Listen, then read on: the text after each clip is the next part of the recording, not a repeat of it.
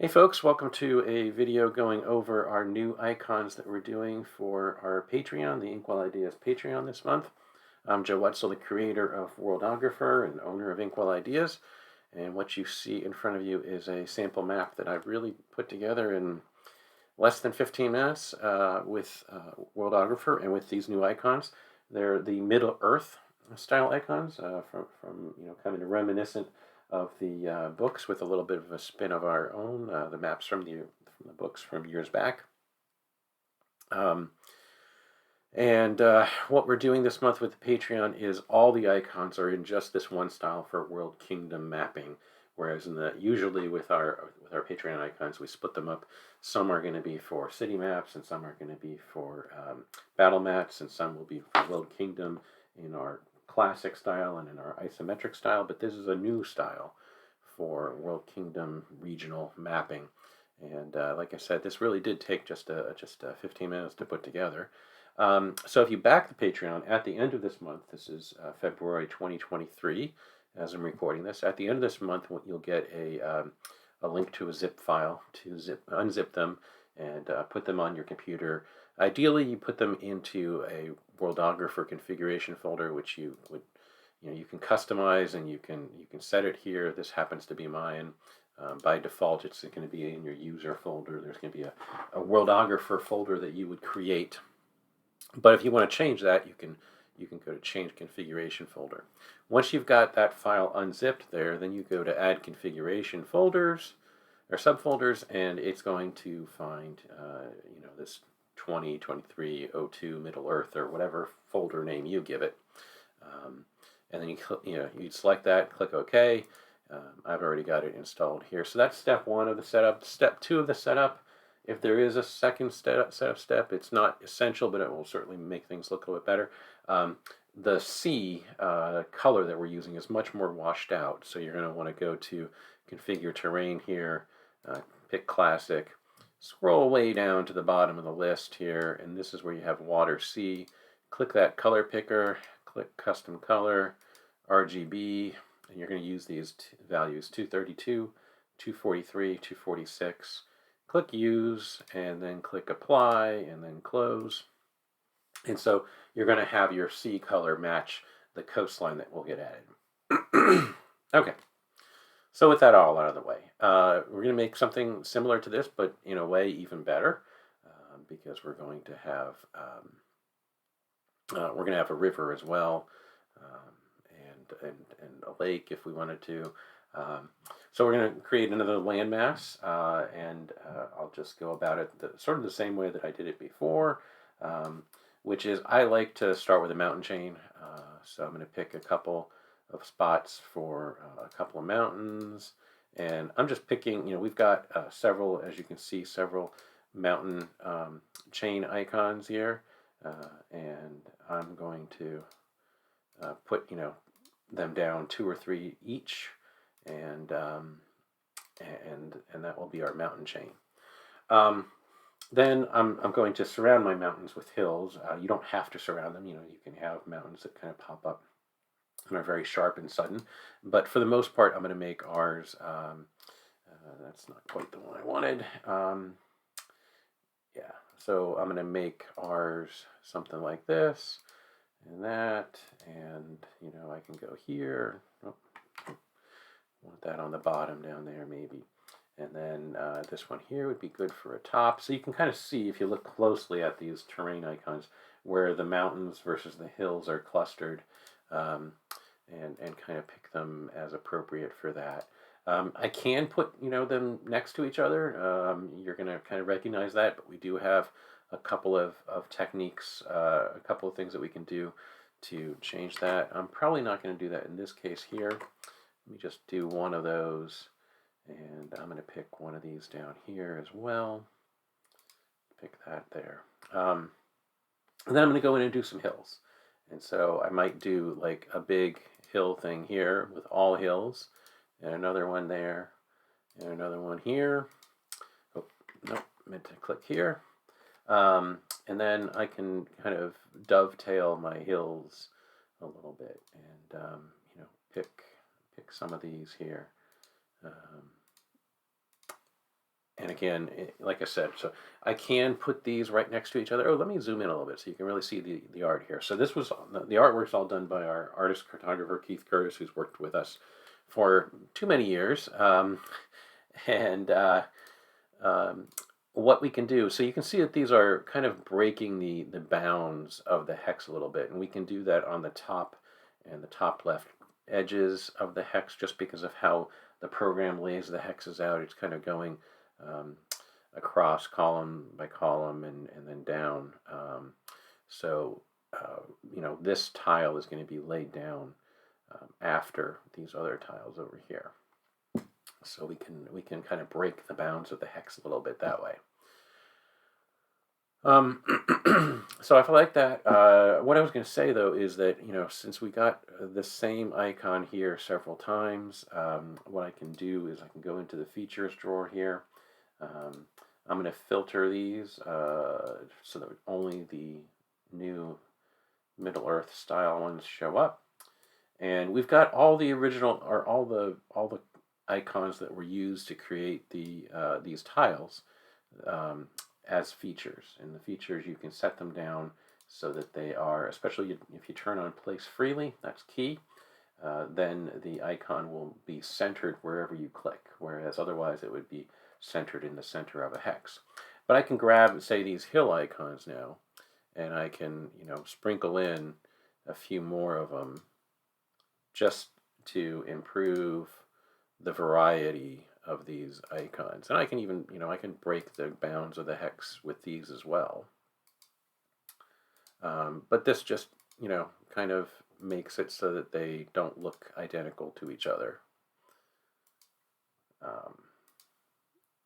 You know, and you can do that, you know, to your heart's content, whatever, to the point where you're happy with the look of them. Because I'm just doing a quick little tutorial video, we're not gonna, you know, for example, we could do that to these two over here on the other side, but I'm gonna leave that as is.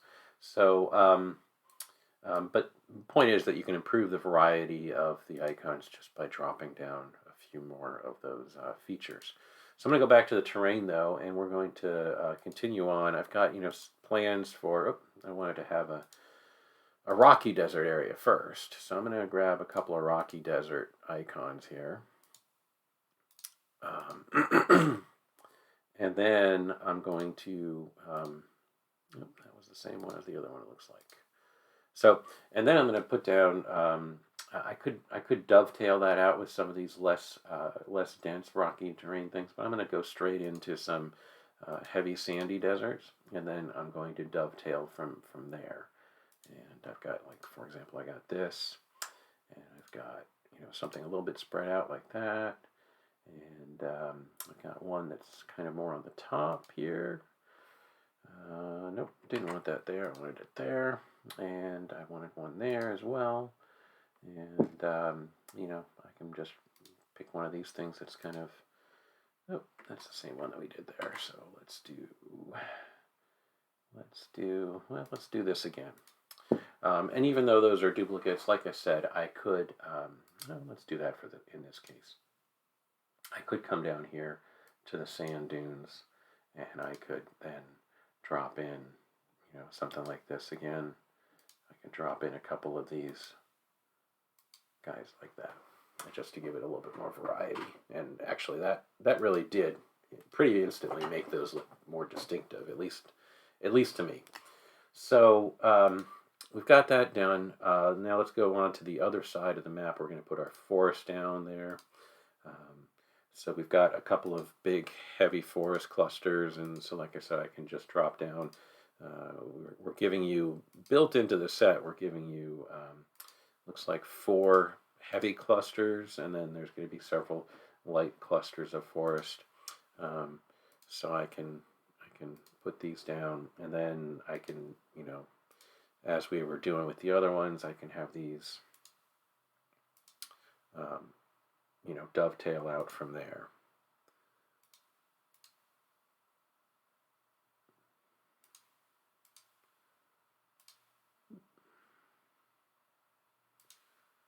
And it's just, you know, to get to the point where you're happy with the look of them.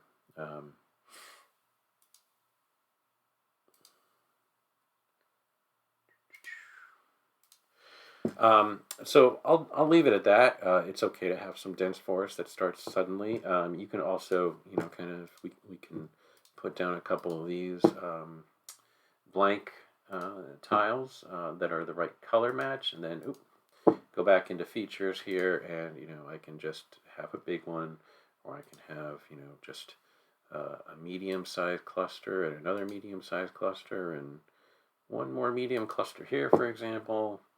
And then I can grab the small clusters here, and I can just grab that, and that, and here, for example. We've also got a couple like unusual shaped clusters, so just drop one of those down, and drop this here down, right like that.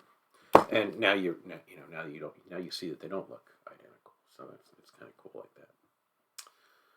All right, let's see. Moving on, we want to put down some marsh as well. So I'm going to go into here, and I can grab some marsh, and I'm going to, oh, that's swamp. Well, that's okay. We can do swamp, sure. So we got some swampland up there. This is some heavier swamp. In fact, we can have that heavy swamp meet there. Nope, because we had that. Okay, let's have it meet there. Okay, and then we can, kind of dovetail that out, right? And yeah, that'll work. One more like that, and then something like this. Well, how about something like this here, and one more like that. And then I can just fill in the rest with some blank, kind of think of it as grassland, farmland, just to kind of round out the map. I mean, we can't have we need a heartland, if you will, right? More than just, we need some place for people besides the elves and the dwarves, if you will. So we can drop all this around here. So now we're done with our landmass, and we can then go to generate. So we have a generate coast tool built into Worldographer, and it's been revised in this new version 1.61, which is not out yet as of the time that I'm recording this, but will be out by the end of the month, February 2023. I can go to generate coasts, and if you do not have this Middle Earth icon set installed, you're not going to see this extra option here.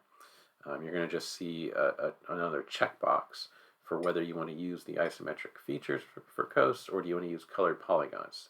The isometric features are good for the isometric icon set that comes built in with Worldographer, and the colored polygons is good for the flat classic style icons that are similar to the Mystara maps from the 80s.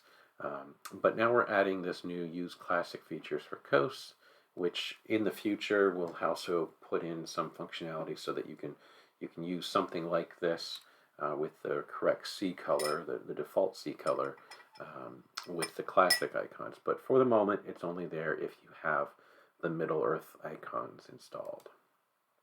So hit OK, and now you get this nice little coastline effect that, like I said, Keith Curtis has done for us. Now you can see here, this did cut way in on this particular tile where we have features. So we could either delete those features, or we can delete the coast, depending on what we want to do. I'm going to go ahead and go to features and select this feature here, and I'm going to delete these individual trees that we added, and so we get that. If you wanted to, you could also take this particular feature, say that you don't like the way that cuts in way too much. I can go ahead and delete that one, and then I can grab, it was a two coastline thing, so if I wanted something that cuts in a whole lot less, I can pick this, for example, and it does that for us. It's important to note that those coasts are all tagged with the coast tag, so if I'm going to move on to doing something else, I'm going to want to remove that. That doesn't really have a big effect on the tool, except for if you go up to generate again and you delete all coasts, anything that's tagged with coast is going to get deleted. So minor thing there, but important to point out. Last thing that we're going to do here, I believe, if I remember right, we're going to go and pull up just our rivers, but actually first we're going to pull up the river mouths. We've got a few river mouths that we added in here, and we can pick one of these guys here. For example, first I'm going to take this one of these away. Let's see, actually I think I'm going to need to run this up from here, for example, because we have all of our mouths are spanning, at least currently, we'll probably add a couple more, but all of our mouths currently span 2 hexes. So, well, I can work with that. We're going to delete this one. Let me select it, delete that one, and take this one. Let's see, we're going to change the terrain up here just so that we can fit this in there. So we're going to go back to the sea. I have that in my favorites. Water sea. We're going to make this water sea here so that we can fit in this particular sample. And we got to rotate that 0 degrees in this case. So there's some trial and error to get the rotation right. But we can rotate that. And I do have a weird thing with my mouse sometimes where it's not quite, it's kind of doing a double click effect, so it's overriding the scales occasionally. But we can work with that. I'm going to set this to 100% because that's what we want. And then we can go ahead and do a river. Back to features. So now I'm going to filter by river, and we've got several river sections here. I'm going to put one down like this. I'm going to give it no rotation, no flip, because I want it to run down like that. Now that one is above the river mouth, so we're going to go ahead and push that down below the river mouth. And so, you know, well, actually, that's not the best one. Let's delete that one. Let's use this one and rotate it. Let's try the 180 rotate. Yeah, okay. And then let's push this one down. Guess I didn't click. Okay. So now we push this one down below. Okay. And then we can go with, say, we're going to go with this one again. And this time we need to rotate it another 60 degrees. Of course, your hexagons are 60 degrees each edge. So you're going to want to rotate by 60 degrees each one. So we get to that. And then we can go to essentially another straight one going up and down. We can add a lake here. I did say we were going to do a lake, didn't I? So let's filter by lakes. Oop. Let's pick a lake. Say this guy here. Let's set the rotate to nothing. Oh, no. Okay, we need to rotate it by 60, it looks like. Okay, and then we can go back to our rivers. And this is something that we're also going to look at doing, a little wizard that will work with your rivers in this manner. So we're going to go 120 in this case to make it a little bit easier, a little bit faster. We also do have an existing river wizard that works a little bit differently at the moment. I'm just going to wrap this up here. We'll just pick one of these endings here and see. Okay, so it needs to be rotated another 180, so that's 300 degrees. And there we go. Let me zoom in so you can see the beautiful artwork. There we are. So that about covers it. We're going to be making, like I said, so several additional icons yet as part of this. We're going to give you some more variety with what's there between whether we add in some more features where you can build your trees and your mountains and your hills. We're going to give you some more of these as well. There's quite a robust list already here, but there'll be some more variations as well for that. And you're also going to get markers for cities and villages and castles and forts and so forth. There'll be some that are just going to be simple little dots or stars, like that would be very reminiscent of the Middle Earth maps. But we're also going to do some that have a little bit more character, that are kind of look hand drawn, but are going to be a couple of buildings to represent maybe a town, for example, and so forth. So that's what's coming in this month's Patreon. You can get that. We'll have a link in the notes when we post the video here. But it'll be patreon.com/inkwellideas is the other way to get to it. And this is all part of Worldographer. You do need the pro version of Worldographer in order to import icons, as well as to customize the colors, for example, like what we did. So you do need that as well. But that's all coming at the end of February 2023 in the Inkwell Ideas Patreon.